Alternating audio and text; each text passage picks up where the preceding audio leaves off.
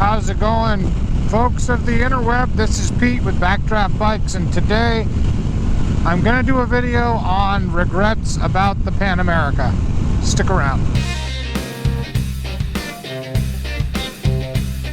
Thanks for joining me again. Hey, I appreciate you supporting the channel. I do have some new merch in. If you want to wear one of these cool shirts and look spiffy while doing it and supporting a good cause, please check out the link in the description for our merchandise. Welcome to Mid-Ride. It is close to December in Maine and it is freezing. Why am I riding my bike right now? Well, the reason why I'm riding my bike is because I had to take it back to the dealership yet again for more repairs. So I just want to talk a little bit about the regrets that I have with the Pan America, and it's only been about 1,000 miles since I posted my last video, so I may be repeating myself on some of the points, but I want to emphasize them nonetheless. So let's start out at the beginning. When I decided to go to the dealership and buy the bike, first off, never buying a brand new Harley Davidson, or any Harley Davidson for that matter, this was a new experience for me. I went and, oh look, the service manager's calling me right now, and we're back. So I'll get to why the service manager just called me. It's kind of interesting. I just left the dealership. I spent the morning there. The guys at the Rochester, New Hampshire Harley dealership are really, really excellent. They really care and they try very hard. And for that matter, Harley Davidson as a company has been decent as well. I'm not being paid to say that. It's tricky. This is the first thing everybody says when you have problems with a brand new bike. Oh, you're early adopter. Oh, you bought a first model year. Oh, like it's my fault. Hello, I bought a brand new bike from a reputable manufacturer. I should not have tons and tons of bugs to work out. Yes, I admit there will be a few, but most of those would have been caught in pre-production engineering, test ride, right? Some of these are just ridiculous, and I don't understand. I actually feel that they knew there was problems when they launched the bike, but they were trying to rush to market to launch it, and that's why they never bothered to fix them. That's my opinion. But anyways, starting back at when we were buying the bike. Harley Davidson, maybe it's just the dealer I went to, but they were really bad. I did not like the buying experience. There was a lot of pressure on purchasing the extended warranty, and when I said no, I was chastised and said that I was making a horrible mistake and I was scum of the earth. Once I bought the bike and I took delivery of it, like literally said, I'll buy that bike, here's the money, the bike wouldn't start.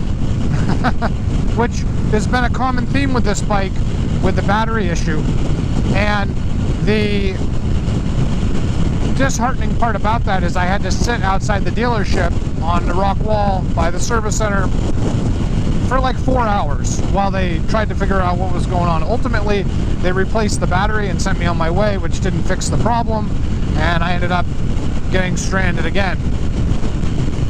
So we'll fast forward. I decided not to go back to the dealership for service, not only because they're a long ways away from home, but I really was turned off quite a bit by that dealership. Which, if you're wondering who it was, it's Laconia Harley Davidson. Which, if you're wondering where that is, that's where Bike Week in Laconia, New Hampshire is. And if you're wondering, they own several dealerships, so why on earth they tried to hustle me for $5,000 above MSRP, and then the whole high-pressure sales tactic with you have to buy extended warranties, and I was very much turned off. I would never go back there for that matter. So that being said, I had a dead battery, or so they thought. They changed it. Dead battery again, left me stranded. They changed it, found out there was a software update making the battery go dead. They reflashed. That's 3 separate trips to the dealer. Then I had codes from when I pulled out of the dealer that basically they said was because they changed the battery, so I had to go back in and get that cleared.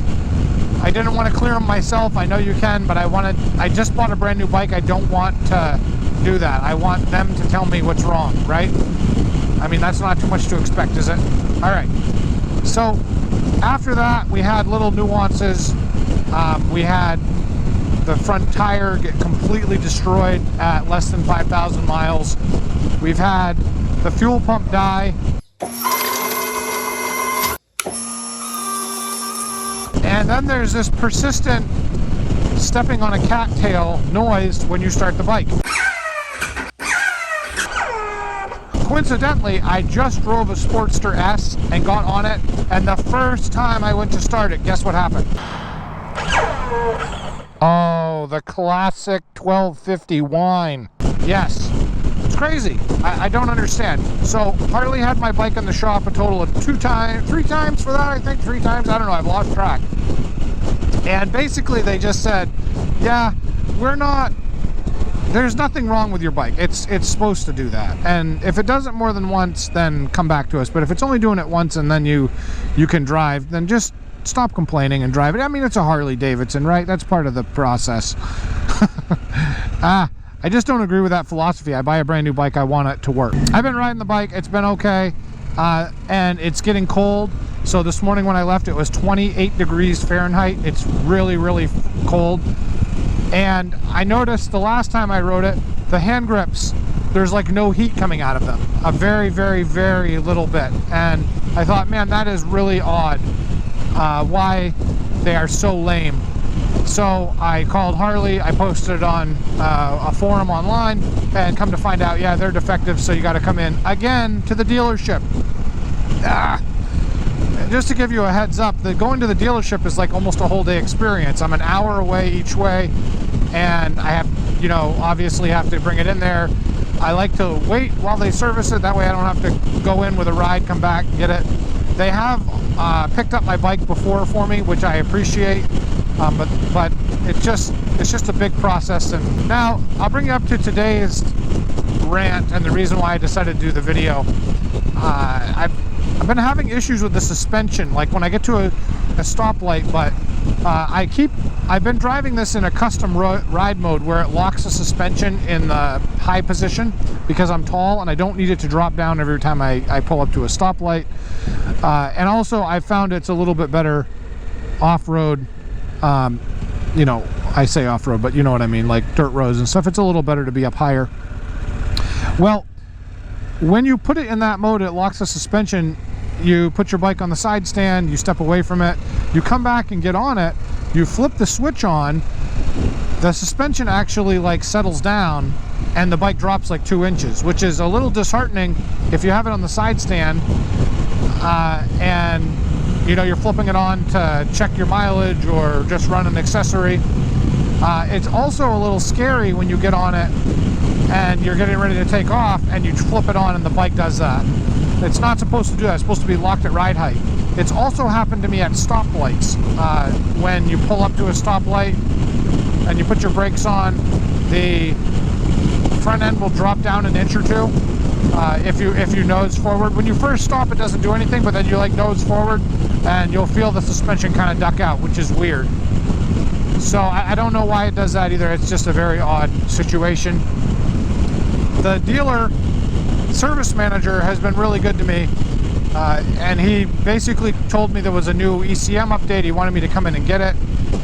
I just had that done, and they warranted the hand grips, and these are actually working, which is really nice. But I just got this updated and it's kind of funky. So now it's idling close to 2,000 RPMs, and before it was a little lower. I'm not sure why, but something to do with the ECM update must have done something. Also, the other thing that's was kind of weird about this whole thing is that when you go into a drive mode, such as off-road pro or off-road, and you have the traction disabled, if you spin the tires at all like you do when you're riding on a dirt road, the traction control system will activate and throw a code, and actually the bike will go into limp mode. I tried. I gave it a valiant effort. I asked Harley about that, and their response was, well, you know, you must have been off-road spinning the tires. And I was like, yeah, I was. I mean, this is an adventure bike. And oh, okay.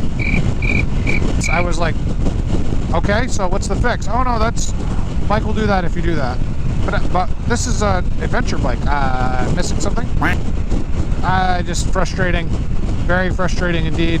The service manager is trying really hard to work with me. He's very understanding, and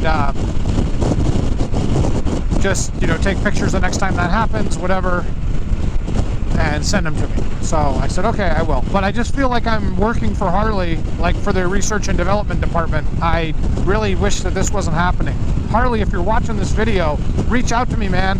I'd love to hear your thoughts on this. I don't know what else to say.